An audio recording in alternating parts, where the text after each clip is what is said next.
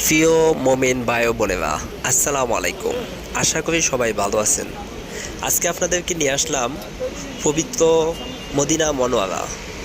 এটাকে জান্নাতুল বাকিও বলা হয়। এখানে শহীদ অবস্থায় আছেন আমাদের প্রিয় নবী হজরত মুহাম্মদ সাল্লাল্লাহু আলাইহি ওয়াসাল্লাম। তার রোজা মোবারকে সালাম জানাই।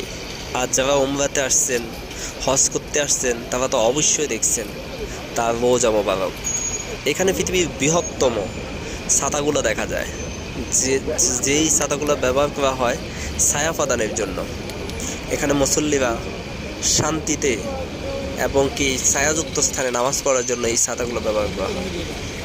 সুবহান আল্লাহ, সুবহান আল্লাহ। এখানে আসার সৌভাগ্য হয়েছে এবং কি আপনাদের সাথে এই জিনিসটা শেয়ার করতে পেরে আমি অনেক অনেক আনন্দিত। আশা করি সবাই দেখবেন, লাইক কমেন্ট করবেন, সবাই ইবাদতের বাণীর সাথে সবসময় থাকবেন ইনশাআল্লাহ।